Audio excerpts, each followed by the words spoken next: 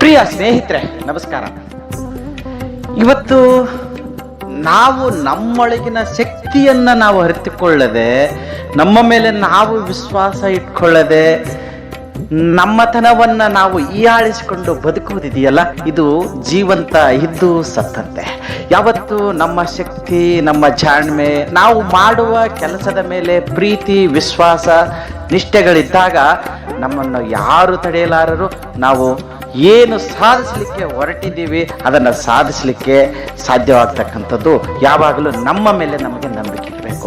ಯಾವಾಗ ನಮ್ಮ ಮೇಲೆ ನಮಗೆ ನಂಬಿಕೆ ಬರುತ್ತದೋ ಆವಾಗ ನಾವು ಇನ್ನೊಬ್ಬರನ್ನು ನಂಬಲಿಕ್ಕೆ ಸಾಧ್ಯವಾಗುತ್ತದೆ.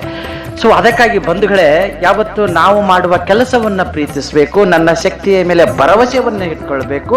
ತದನಂತರದಲ್ಲಿ ನಾನು ಮಾಡ ಹೊರಟಿರ್ತಕ್ಕಂಥ ಯಾವುದೇ ಒಂದು ಕಂಪನಿ ಆಗಿರ್ಬೋದು, ಅಥವಾ ಬೇರೆ ಬೇರೆ ಉದ್ಯೋಗ ಸಮೂಹ ಮಾಧ್ಯಮಗಳಾಗಿರ್ಬೋದು, ಅಥವಾ ಬೇರೆ ಬೇರೆ ಒಂದು ಗುಂಪುಗಾರಿಕೆಯ ಕೆಲಸಗಳನ್ನು ಮಾಡಿಸಲು ಹೊರಟು ನಿಂತಾಗ ಅದನ್ನು ಮ್ಯಾನೇಜ್ ಮಾಡುವ ಶಕ್ತಿ ಕೂಡ ನನಗೆ ಗೊತ್ತಿರಬೇಕು.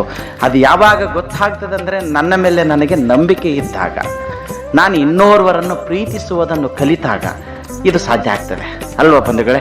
ಸೊ ತಾವು ಕೂಡ ಹೀಗೆ ಆಗಬೇಕಂದ್ರೆ ನಿಮ್ಮನ್ನು ನೀವು ಮೊದಲು ನಂಬಿ. ಮತ್ತೊಂದು ಸಂಚಿಕೆಯೊಂದಿಗೆ ಸಿಗ್ತೀನಿ. ಇಂತಿ ನಿಮ್ಮ ಪ್ರೀತಿಯ ಡಾಕ್ಟರ್ ನಂದು ಪೂಜಾರಿ. ಸಂತನೆಂದರೆ ಯಾರು? ದಿವ್ಯತೆಯ ಅರಿತವನು, ಸರಳತೆಯ ಸೂತ್ರದಲ್ಲಿ ಸುಖವ ಕಂಡವನು. ಸಂತನೆಂದರೆ ಯಾರು? ದಿವ್ಯತೆಯ ಅರಿತವನು, ಮಮತೆ ಬಂಧನ ಕಳಚಿ ಬಲು ದೂರ